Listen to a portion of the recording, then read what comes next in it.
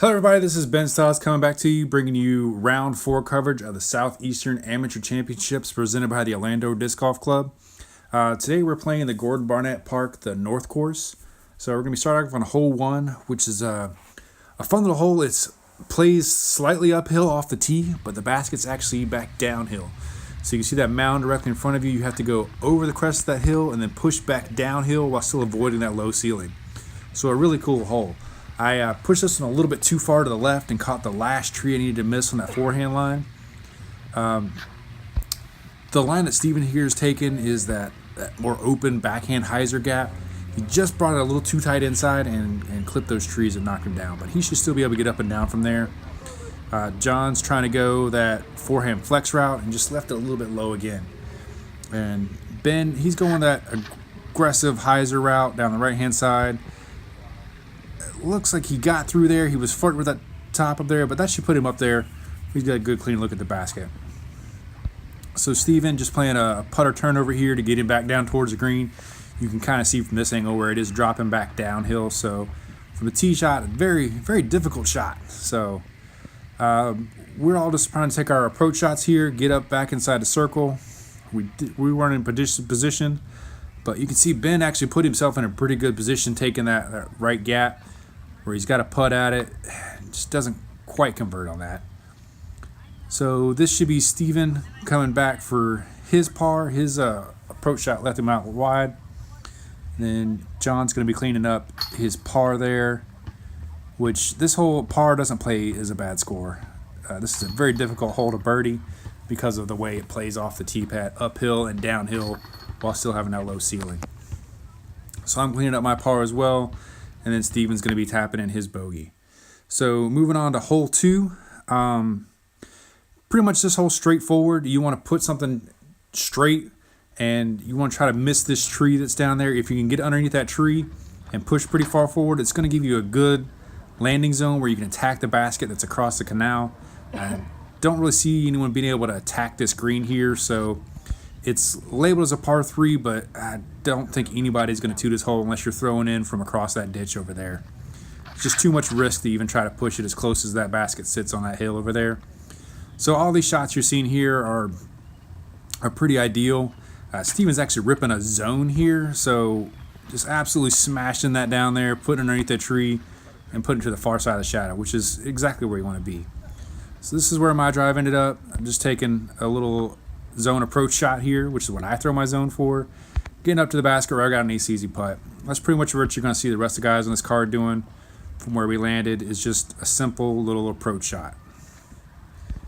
So another little putter turnover. Gave that a half go. That's about the only way I see you being able to take the 2 on this hole, is get yourself in a position where you can try to float one to the basket and get it to drop in. So from all our approach shots, we're all just going to be pretty much tapping in our pars from there, which is good because there is some trouble here. If you do leave it short, you could roll down that hill and into OB, so you pretty much want to just throw it long into that bank and give yourself a good little putt at it. So moving on to hole 3.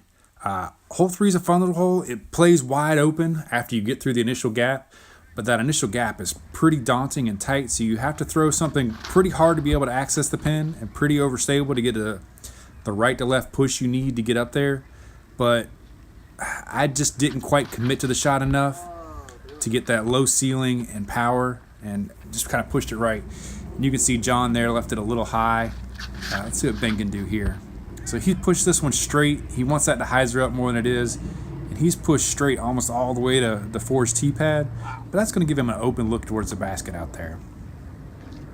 Steven's trying to follow it up, and just too much hyzer on that one, and he pushed himself deep on the left and didn't get out the gap.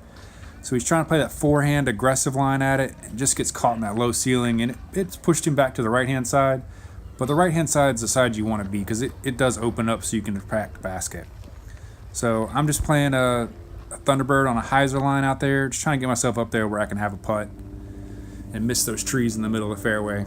So Steven's pushed himself to that right-hand side, but he's got a clean look at it, and that's a great shot. That's going to put him back inside the circle. He can save his bogey from there and stop the bleeding from too many strokes.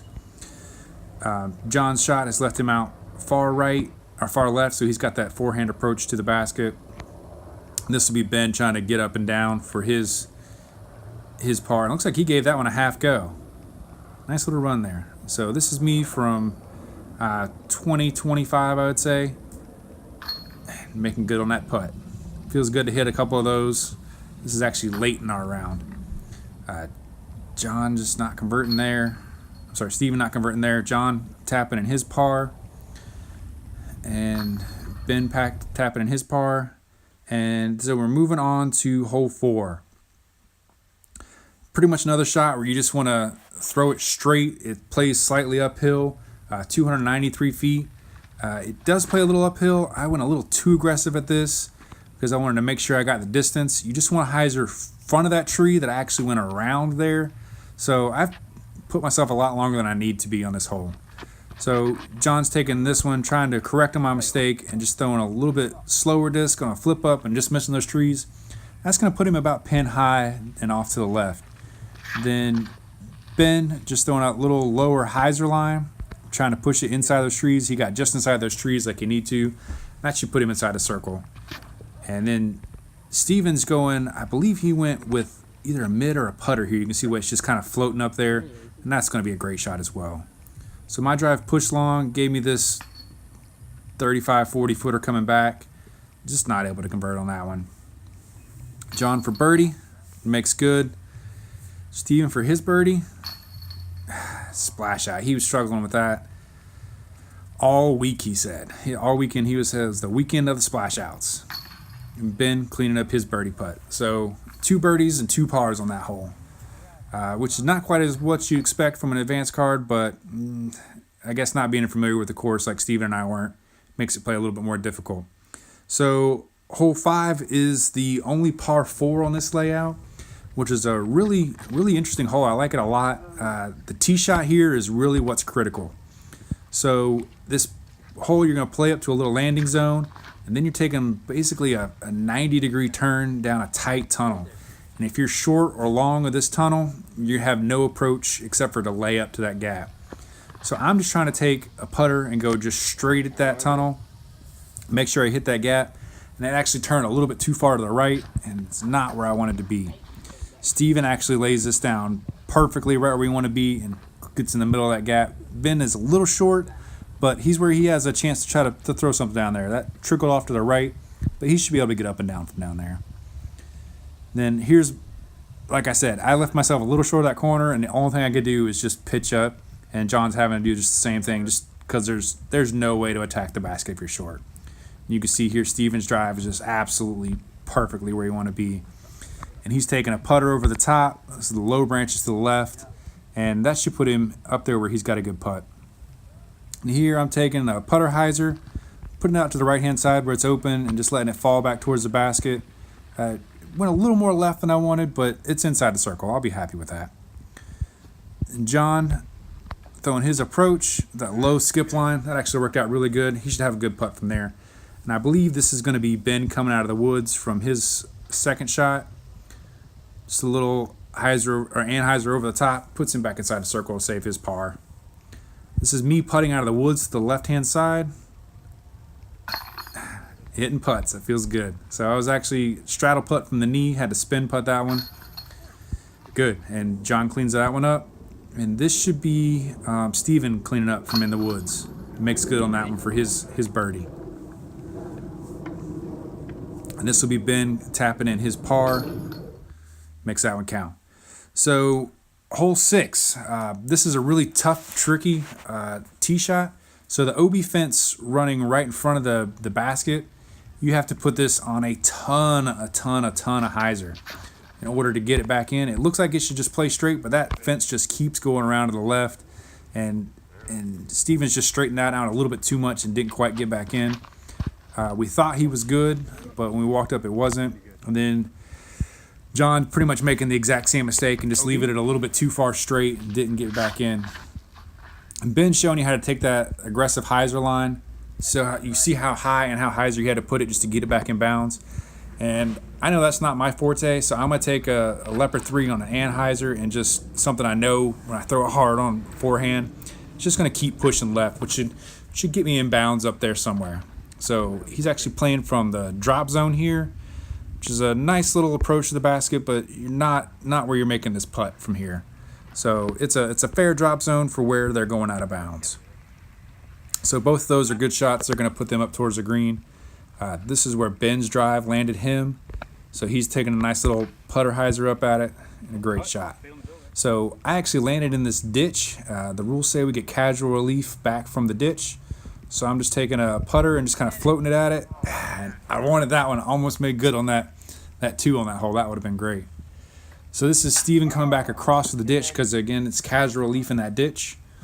He gave it a half chance and kept it close. So that was a good putt there for his his 4 from the drop zone. Ben just trying to clean up his par, just aired it out. Lost focus on it a little bit, but makes good on his comebacker. And this is where I ended up after my run at my 2, and just clean up my 3 there. So this will be Steven cleaning up his double bogey, I believe.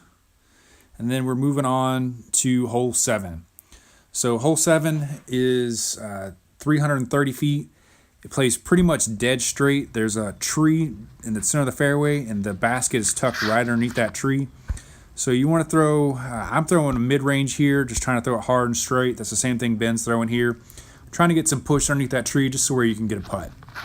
So I'm trying to throw my mid-range and get the turn. I didn't commit to it enough to get it to turn over to push down the right-hand side over there. But it couldn't have ended up in a much worse spot because there's the rough in Florida is super rough. John's done a great forehand turnover shot here, so he's put himself in position where he can have a putt. And then Steven's pushing that mid-range on the right-hand side and just pushed it a little too far right. And he's landed on the edge where he's got a nice little approach. You can kind of see the basket tucked there underneath that tree. I wouldn't count on water. Ooh, he just hyzed that one a little bit too much. So Ben's actually got a good clean putt.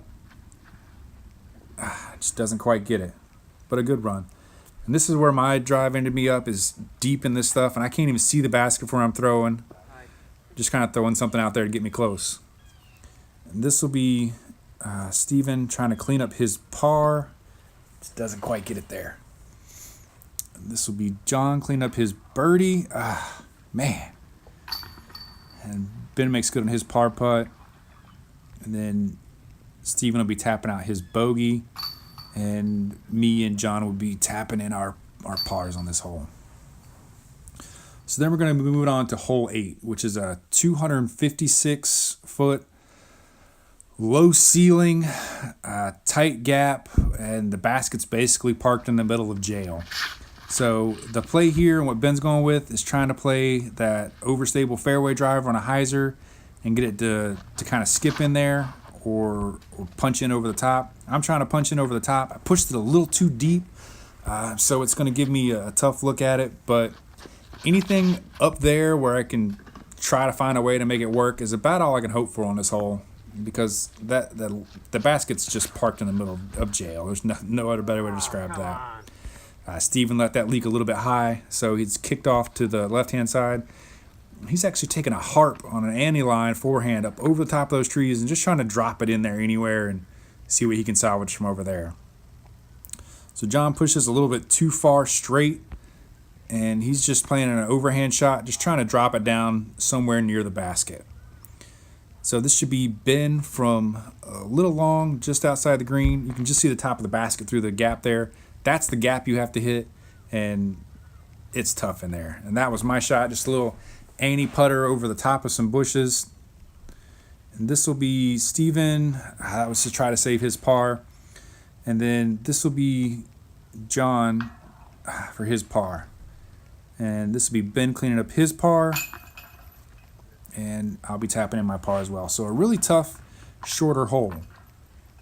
Because once you get onto that green, it can be tough to get any look at the basket. Moving on to hole 9, 415 feet. It plays pretty straight. Very tight technical section of the course. So 415 feet with this low ceiling and this tunnel, it's very difficult pin to attack. So you kind of want to lay up off to the right-hand side if you're playing that forehand shot. I just got a little too far over on this, and it kept trickling left. and got a little kick out of the trees, so it's to the right again, but not exactly what I was hoping to get. But this is a tough section of the course for me to have been playing blind, and I maybe didn't play it the way I should have. Steven's playing that backhand turnover shot, trying to get himself somewhere down there safe where he can attack the basket from there. So you can see how tight it still is even this far down the fairway. He's put a good throw on this. Was hoping for a little bit more skip, but this Florida courses do not have skip to them at all. I'm throwing a putter turnover, let it get a little too high, and those trees really slowed me down too much to get up to the basket. Ben throwing a skip shot with a wide rim driver. He's got a good big flare on there, and almost put that one in. So John got far enough down there. He was jump putting at for his approach, but left it a little bit too high. Outside the circle, probably 55 feet there, trying to clean up my par. Not able to convert. Steven, another splash out from close range. Ben making good on his par. And this will be John for his par as well. Making good on that one. I'm cleaning up my bogey there, which never feels good, but for as difficult as this hole played, I didn't feel too bad about it. Moving on to hole 10, which is a 387-foot straight shot. So anything that goes fairly straight and gets around a few trees is going to put you in an ideal position. Ben's throwing a great shot there. He threw a hyzer down the left-hand side that turned up and kind of flexed back. So you can see the cluster of bushes that's dead straight out in the clearing out there. That's where you're trying to get to. I was trying to play a forehand turnover down the right-hand side. I just missed my gap and pushed a little bit too far left to have a clean look at the basket. Steven was trying to take that straight route, and just a little bit of early release there pushed him down that left gap. I was trying to throw my putter straight here, but it did not happen. Ended up pushing it high into those trees, but it ended up circle's edge over there, so I'm not unhappy with how that worked out for me as badly as that shot came out of my hand. Then John just playing his approach shot. Steven's still from pretty deep in the woods over there, but with the line of the basket. Puts it up there. Hopefully he can get up and down from over there. And Ben shot from a great drive. He put himself where he just has an easy up shot for his up and down. John trying to convert on his par look. Coming back at it. Makes good on that little short comebacker. This will be Steven cleaning up for his par, I believe. Got that one to stick. Ben for par. And then I'm going to be tapping in my bogey here. So we're moving on to hole 11. It's 345 feet. There's a tree across the creek. Everything short of the creek canal plays as OB, as well as the water in the canal itself. So you want to throw something straight, flat, that has a little hyzer finish. You want to miss this big tree over there, and you can just see the top of the basket off the left-hand side of the screen. And it's positioned just on that far bank over there, to where if you do skip too much on a hyzer, you can, and attack the basket, you can skip down OB. So John has left this one a little left, more than he wants to, and he caught the edge of those trees there. Or no, he actually hyzered down and skipped directly on that OB over there. So I'm trying to play something a little hyzer on a flip up with my flippy Thunderbird and throw the line I want, and just barely miss the basket there and slide down the bottom of that hill. But I did stick in the safe zone and was able to give myself a look back up at the hill. So Steven throws a great approach shot from way out there. This is where my drive landed. Gave it a bid, but it's a little bit outside of my comfort range. Ben for a long death putt look at 2. Left it a little low, but he stayed safe. And this will be John coming back for his circle 3. Just missed that putt. And so this will be Steven, and the rest of us, except for John, should be tapping in for our pars here. John will be tapping in his bogey putt here after going OB off the drive. And then, Ben tapping in his par here as well. Moving on to hole 12, which is a 324-foot forehand hyzer underneath the trees where the basket's located. Ben's actually going to go with a backhand turnover here. Just gets it a little bit too turned over and misses his line. It's really tricky to try to get up and down from over there because there's a lot of trees between you and the basket. Anything down this left-hand line, exactly how Steven's taking this is what you want to do, that turnover, and that's right where the basket is. That's an absolutely beautiful shot. So I'm trying to do the same thing, follow up Steven with the forehand, and I put it on a little bit too much hyzer, and I've left myself early and right, but it's not going to give me a good look at the basket because anything early on that right-hand side, there's a lot of trees and low ceiling to deal with. It's a difficult putt. And John is absolutely throwing a beautiful shot there. We thought he had left it a little bit too far right, but it looks like he hit that tree and ended up inside the circle. And then Ben, from where he was, threw a really good shot to get him up back in a circle. Just a little approach shot for me. This is where Ben's approach shot ended him, and makes good on that really difficult putt from the far side over there. Great putt. This is Steven, just not able to convert on that little shorty there. That one hurt. John cleaning up his birdie there, and then the rest of us cleaning up our pars. So, variety of different drives, some good, some bad, but 3 pars and a birdie. So moving on to hole 13, coming in at 378 feet. This hole pretty much plays straight with a slightly off to the right hand finish. The hill kind of will bring you down towards the basket if you're playing that forehand line. I actually misread where this basket was by not walking this one up and knowing the course a little bit better. So Ben's trying to take that straight line and turn it over, but just leaked a little too far right and gotten that ceiling over there. And Steven's doing exactly what you want to do. He needs just a little bit more flex, but he's going to be down there where he can get his easy approach. And then I'm trying to go straight to hyzer because I thought the basket was up there. I thought I'd thrown an absolutely perfect shot on that hole and not realizing where the basket was. Ben trying to get up and down, throws a beautiful turnover. And that's exactly what you want to do. That's right where the basket is. And then he's left himself this little forehand approach where he can get back to the basket. That should be pretty good. And from where my drive ended up, only thing I could do was try to lay up and give myself a putt because that sidewalk down there does play as OB. So Steven left it a little short, but a safe little approach. Ben putting for his 3, just misses it. This will be my putt for the 3 on this hole. Just can't convert. Left it a little bit low. The story of my weekend. So this will be John tapping in for his 3, or trying to get his 3 and misses it. Steven for his bogey. And I think Ben's the only one left for a par. So looks like we're all taking bogeys on this hole. Not a very difficult hole, but it definitely showed its teeth that it can be difficult with that slope if you don't read the approach properly. So moving on to hole 14. This one plays as there's a gully or a valley in between you and the basket. You can't really tell in the video, but the fairway slopes from left to right, and the basket's tucked in there pretty much by those 2 to the right of those double trees in front.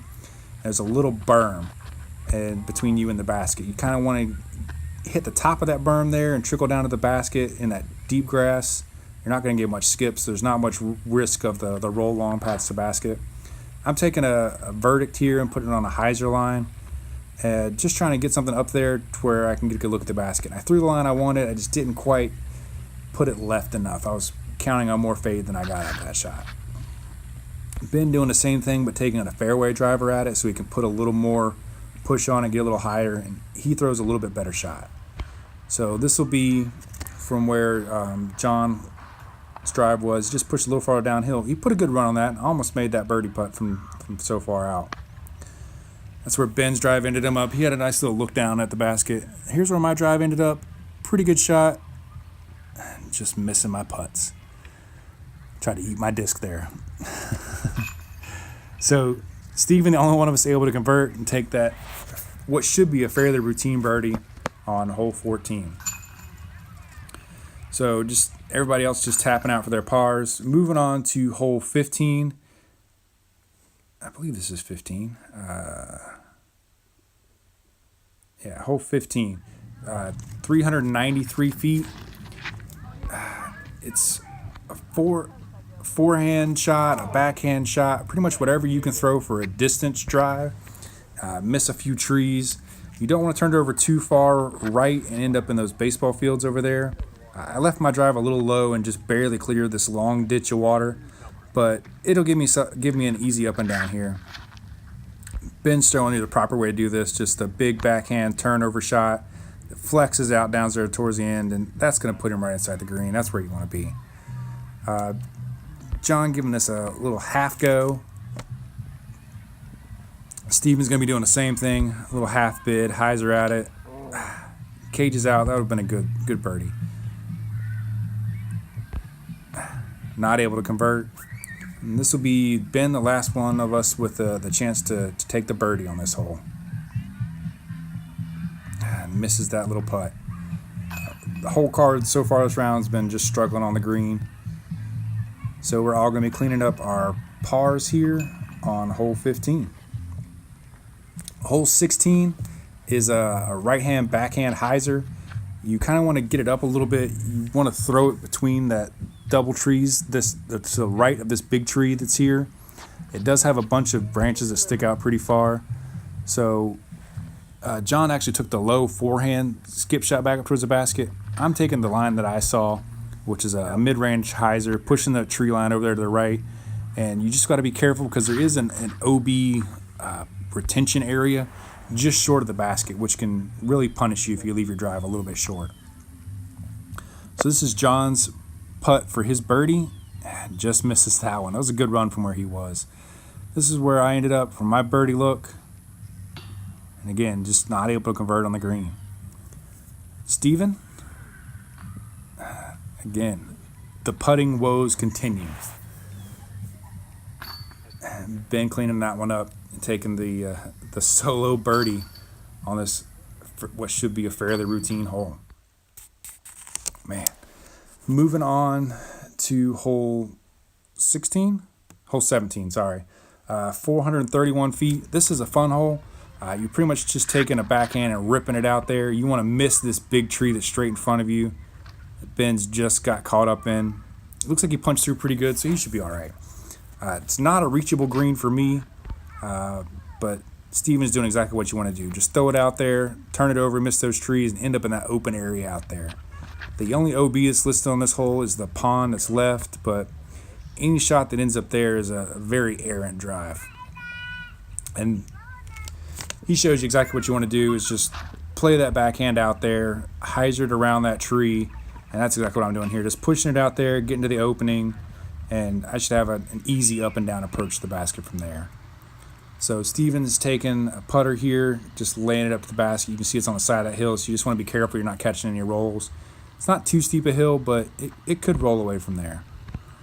Then I'm just playing a nice safe approach from where I am. I'm probably about 100 out.